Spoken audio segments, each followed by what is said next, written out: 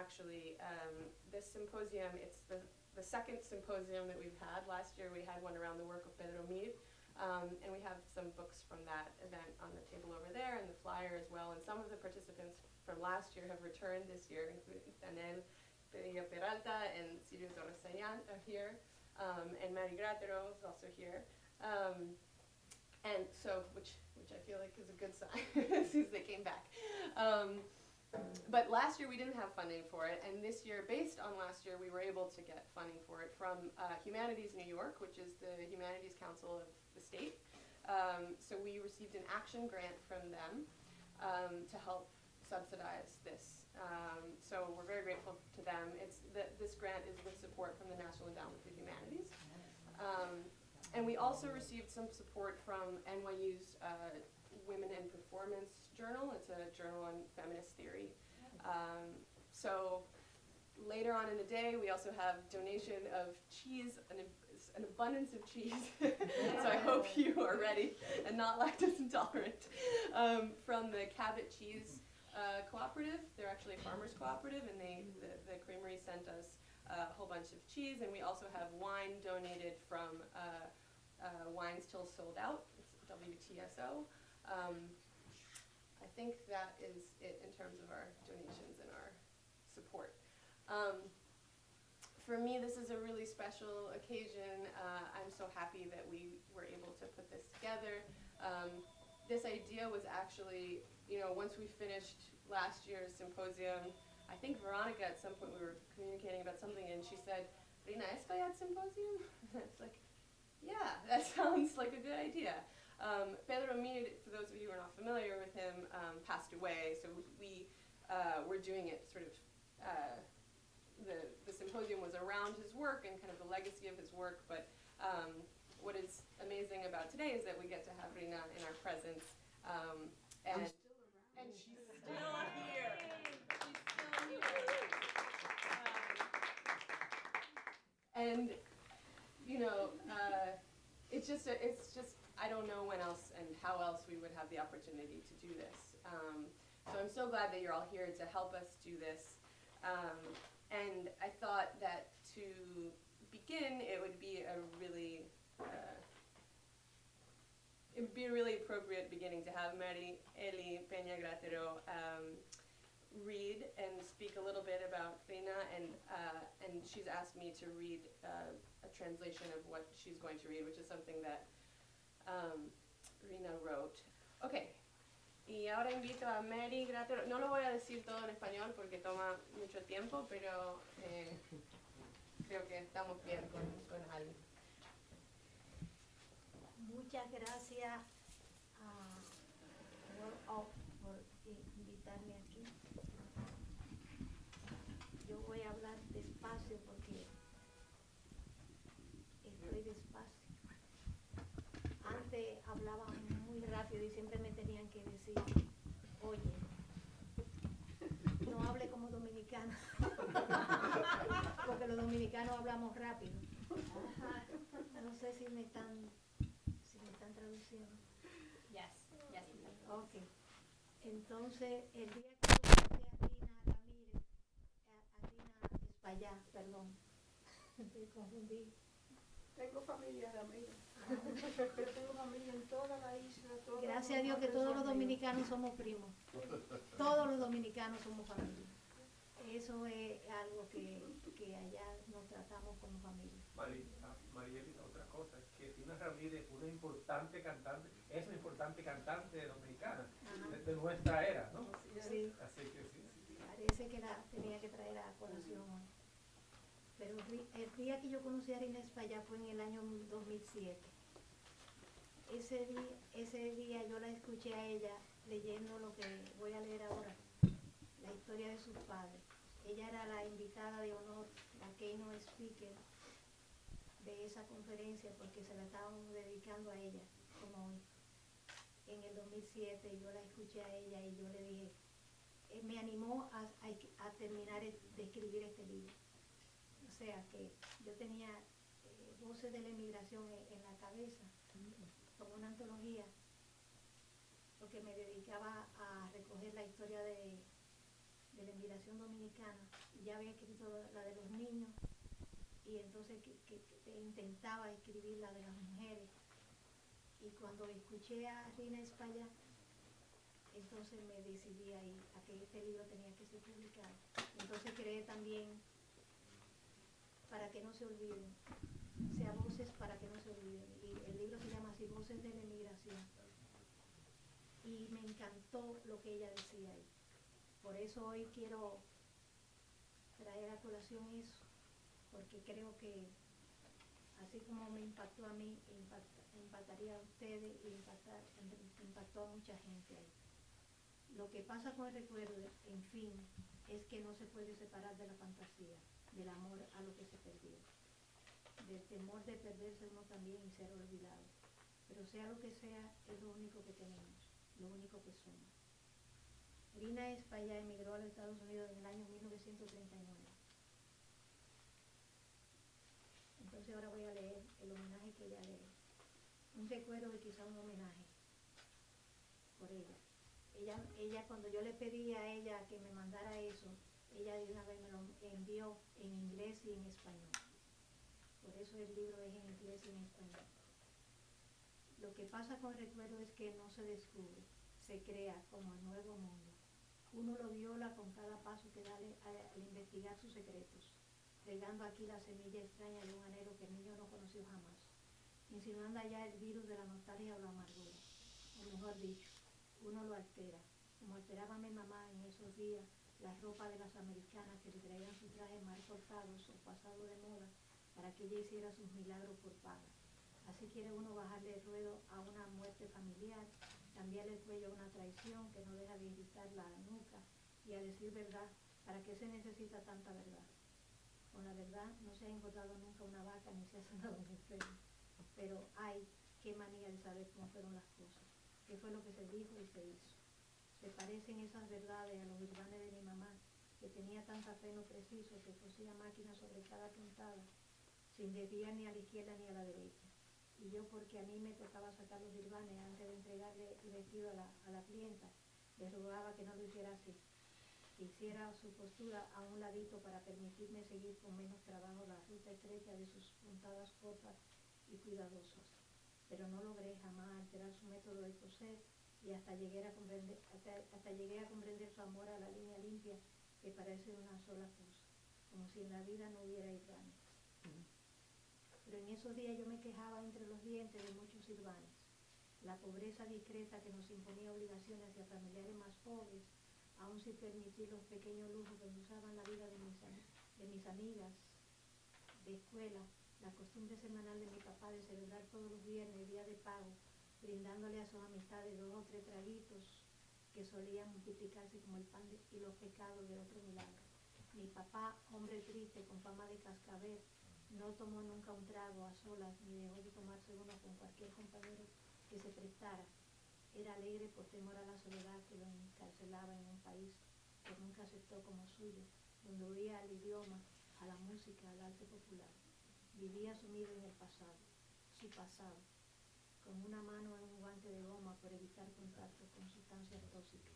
Le molestaba la letra de las canciones que se tarareaban en 1939, los anuncios de periódicos, los cómicos de cine con sus chistes incomprensibles. Me enseñó a leer los muñequitos del diario, pero luego le molestaba mi amor al inglés. Mi deseo de niña, tenía 7 años cuando llegué a Nueva York, de parecerme a las otras, las que ya se conocían y hablaban ese idioma rico, eléctrico con su ritmo pesado y su sabor a violencia. Agradecía su vida al país, que le había dado albergue y protección cuando se encontró aquí como exiliado político. Pero todo agradecimiento tiene filo, y mi papá se cortaba la mano con lo mucho que amaba y respetaba. Seguía la política americana con pasión, pero nunca se hizo ciudadano, y al descubrir que tenía cáncer insistió en volver a su tierra, a su mismo pueblo natal, a morir entre los recuerdos de su niñez y descansar en la tierra de sus padres. Su muerte contribuye a un irván que nunca he podido sacar del traje de mi vida. Mi mamá, por otro lado, quizá por ser más joven que él, quizá por tener recuerdos menos dulces de su tierra, se arrojó con pleno entusiasmo a la vida de su país adoptivo. Se enamoró del inglés, de las leyes que igualan a todos ciudadanos, de la educación que inculca el optimismo y fe en el destino, personal. Me permitía hablar inglés en la casa, lujo que no se soñaba si mi papá estaba presente, y descubrió por sí misma por primera vez los tesoros que le brindaban la biblioteca pública y la escuela nocturna. Pero cuidado, ese recuerdo, la fantasía, esa cara encendida por la curiosidad, rodeada de vestidos ajenos, leyendo mis cuentos de lo que aprendí hoy, pidiendo detalles y obligándose a abarcar a Martel y Darwin, la teoría de Freud, la biología del sapo. Sí, es recuerdo, bajo el arco negro de la máquina de coser, veo la misma cara redonda, casi de niña, en la luz amarillenta del bombillito que ilumina el trabajo, creyéndose sola cuando ya los demás dormían. Ella cosía rápida y silenciosa, bajo los inmensos trajes de novia o de bailarina que colgaban desde el cielo raso, esperando encajes, plumas, mostacillas. Y yo despierta, pero silenciosa, como quien descubre un secreto ajeno, la miraba con ojos entreabiertos. También es recuerdo verá su inestabilidad, la fragilidad de esa inteligencia febril que nunca llegó a satisfacer su hambre de saber. Aquellos días de miradas y palabras inexplicables que antes pasaban como tormentas de verano, pero que al fin se apoderaron de ella. Hoy, cuando le abotono el abrigo y la llevo a pasear cogida de mano, es difícil pensar que Edith Van corrió siempre debajo de la postura nítida de su vida diaria, su vida de esfuerzo y ambición. No siempre recuerda mi nombre, pero cuando me aparezco en su cuarto de hospital, sus ojos me dicen que más allá del recuerdo hay algo que no se borra. ¿Quiénes fueron mi papá y mi mamá? Ojalá saberlo. Si se puede conocer un nombre, una serie de episodios, un mito familiar en que cada cual tiene su reto y hace su papel. Sé, por ejemplo, que mi papá tenía en su oficina, cerca de la punta de Manhattan, una neverita donde guardaba pan y jamón y queso, y que hacía emparedados, es decir, sándwiches. Palabra que detestaba por no ser ni inglés ni castellano. Para los pobres desgraciados y borrachos que pasaban los días en la calle pidiendo monedas. Sé que le disgustaban cualquier mención del bien que hacía y que le avergonzaba aceptar gracia de nadie. Sé que usaba zapatos demasiado grandes porque un día oyó decir a mi mamá que un hombre verdadero debe de tener el pie grande. Pero todas esas verdades son retazos, apariencias, inconsistencias. Lo difícil es comprender el ser entero, la unidad de esa persona que se esconde entre los cuentos y al fin en la tumba. Y sobre todo respetar los herbanes que ya no se pueden sacar porque están debajo de las puntadas, donde lo puso la realidad, la verdad de las cosas. Si hoy remuevo los mitos para encontrar en ellos el grano de verdad que contienen, es para buscar en ellos a mis padres, tal como fueron, y para decirle a papá en la tierra de la Vega y a mamá en su destierro final de la costa de Massachusetts, que son el eje de mi carácter, la fuente de mi destino, el misterio que le da impulso a todo lo que pienso y todo lo que escribo. Si busco la verdad, es porque ella me enseñó a coser derecho, pero también porque él me enseñó que detrás de los hechos hay otra verdad más piadosa, que ve valor donde el mundo no siempre lo reconoce. Si amo los libros es porque ella me enseñó la importancia de entenderse con el mundo, escaparse de lo propio, extenderse con la imaginación a Grecia y Tíbet, pero también porque él me enriqueció con herencia literaria del idioma de sus padres, con Amado Nervo, Tabaré, Sor Juana, Santos, Chopin. El libro de la palabra es porque ella me enseñó con el valor con que se lanzó al futuro, la importancia de indagar, pero también porque él me enseñó con su lealtad a su pasado la importancia de conservar las cosas antes de que el olvido se las lleve. Lo que pasa con el recuerdo, en fin, es que no se puede separar de la fantasía, del amor, de lo que se perdió, del temor de perderse, sino también el ser olvidado. Pero sea lo que sea, es lo único que tenemos, lo único que somos. Gracias. Eres un ser maravilloso.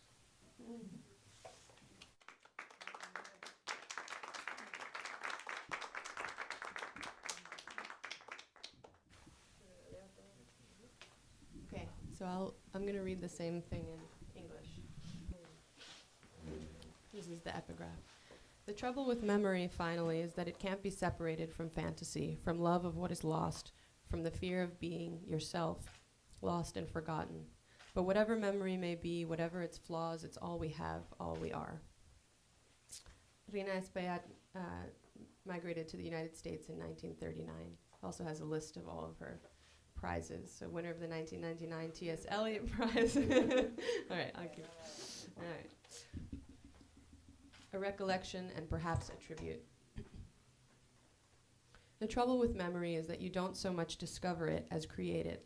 Like the new world, it's violated by every step into its secrets, because each step sows the alien seed of some longing unknown to the child who experienced it, and spreads the virus of nostalgia or bitterness. Or, more simply, you alter it, as my mother used to alter, in other days, the dresses of those Americans who would bring her their badly cut or out-of-fashion clothes so that she could work her miracles on them for pay. In the same way, you want to lower the hem of some familiar death, change the collar on some betrayal that never ceases to irritate the back of the neck. And to be honest, why do we need so much truth? The truth has never fattened a cow or healed a sick man. But oh, our obsession for learning how things really happened, what precisely was said and done. Those truths are like the basting done by my mother, who had such a passion for accuracy that she machine stitched directly over the basting with no deviation, right or left. And I, since it was my job to remove the basting before delivering the garment to the customer, would beg her not to do it that way, but to stitch instead a little to one side so I could follow more easily the narrow path of her short, careful stitches. But I never made a dent in her habits, and even came finally to understand her love of the clean seam that looks like a single line, as if in life there were no bastings. But in those days I grumbled between my teeth about a great many bastings. The discreet poverty that imposed obligations towards relatives who were even poorer and denied me those small luxuries that sweetened the lives of my classmates. My father's weekly custom of celebrating each Friday, payday, by treating his friends to 2 or 3 little glasses that tended to multiply like the bread and fishes of another miracle. My father, a sad man with a reputation for lightheartedness, never drank a glass alone and never refused to drink one with any friend who happened to be handy. He was convivial out of fear of the loneliness that imprisoned him in a country he never accepted as his own, where he fled from the language, the music, the popular culture. He lived sealed in the past, his past, like a hand in a rubber glove worn to avoid toxic substances. He was annoyed by the lyrics of the songs sung everywhere in 1939, by newspaper advertisements, by movie comics with their incomprehensible punchlines. He taught me to follow the comic strips in our daily paper, but later he was troubled by my love of English, my desire as a child, I was 7 when I arrived from the Dominican Republic, to be like the others, those who already knew and spoke this rich electric language with its heavy beat and its flavor of violence. My father was grateful to this country to which he owed his life. It had given us shelter and protection when he found himself here as a political exile. But all gratitude has a cutting edge, and my father cut his hand on a great deal that he also loved and respected. He followed American politics with devotion but never became a citizen, and on discovering that he had cancer, insisted on returning to his hometown to die among memories of his childhood and be buried where his ancestors rested. His death is a stubborn basting never to be removed from the fabric of my life. My mother, on the other hand, perhaps because she was younger than he was, perhaps because her memories of her native country were less sweet, threw herself with wholehearted enthusiasm into the life of her adopted country.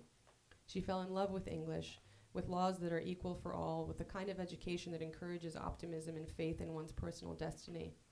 She let me speak to her in English, a luxury undreamed of in my father's presence, and discovered by herself for the first time the treasures in store for her in the public library and night school. But I must be careful. Is this memory or fantasy, this face lit by curiosity, surrounded by other people's dresses, listening avidly to my tales of what I learned today, asking for details, straining to take in Macbeth and Darwin, the theories of Freud and the biology of the frog? Yes, it is memory. Under the black arch of the sewing machine, I see the same round face, almost childlike, in the yellow light of the little bulb that illuminates the sewing. Thinking herself alone when the rest of us were already asleep, she would sew, rapidly, silently, under the immense wedding dresses and ball gowns hanging from hooks in the ceiling, awaiting the application of laces, feathers, sequins. And I, awake but silent as if uncovering another's secret, would watch her with half-open eyes. Other accurate memories are her instability, the fragility of that feverish intelligence that never fulfilled its hunger to learn, those days of incomprehensible looks and words that used to pass at first like summer storms, but that eventually became the totality of her life. Now, when I button her coat and take her by the hand to walk, it's hard to believe that this basting also threaded its way under the clean stitches of her daily life, her life of effort and ambition. She doesn't always remember my name, but when I enter her room at the nursing home, her eyes tell me that beyond memory, there is something that cannot be erased. ¿Cómo lo hiciste tú? Okay.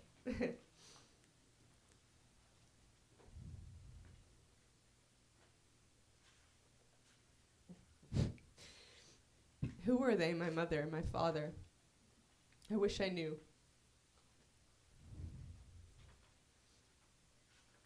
Don't forget to breathe. It's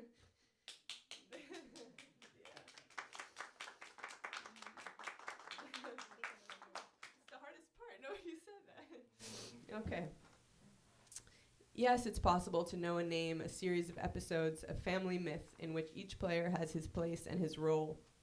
I know, for example, that my father had in his office near the southern tip of Manhattan a little icebox in which he kept bread, ham, and cheese, and that he would make emparedados, never sanduches, a word used by many, but that he detested because it was neither English nor Spanish, for the poor bums and drunks who spent their days in the street asking for handouts.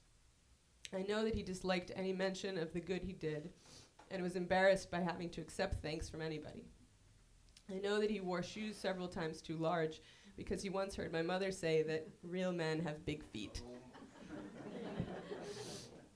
But all these small truths are snippets, appearances, inconsistencies. What's hard is grasping the whole being, the essence of that person, hidden behind all the stories and at last in the grave. And above all, it's hard to respect the bastings which can no longer be pulled out, because they are under the machine stitching where reality, the truth of things, has placed them. If today I brush aside the myths to find in them the grain of truth they contain, it's to find my parents as they were in order to tell them, my father in the soil of La Vega and my mother in her final exile on the Massachusetts coast, that they are the core of my character, the foundation of my destiny, the mystery that guides what I think and what I write. If I search for the truth, it's because she taught me to sew straight, but also because he taught me that behind the facts there is another, more charitable truth that finds value where the world doesn't always recognize it. If I love books, it's because she taught me the importance of dealing with a larger world, escaping one's narrow niche and reaching out with imagination to Greece and Tibet, but also because he enriched me with the literary heritage of the language of his fathers, with Amado Nervo, Tabaré, Sor Juana, Santos Chocano. If I live for the word, it's because she taught me, through the courage with which she hurled herself into the future, the importance of thinking into what lies ahead. But also because he taught me, through his loyalty to his past, the importance of conserving what we have before oblivion takes it away. The trouble with memory, finally, is that it can't be separated from fantasy, from love of what is lost, from the fear of being yourself lost and forgotten. But whatever memory may be, whatever its flaws, it's all we have, all we are.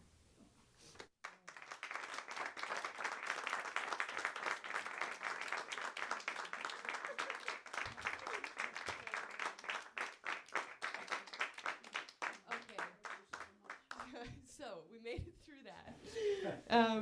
Next is going to be a panel. We're going to transition very swiftly into it. Called Approaches to Espaillat, Enfoque sobre Espaillat. And I'm going to just invite the panelists to come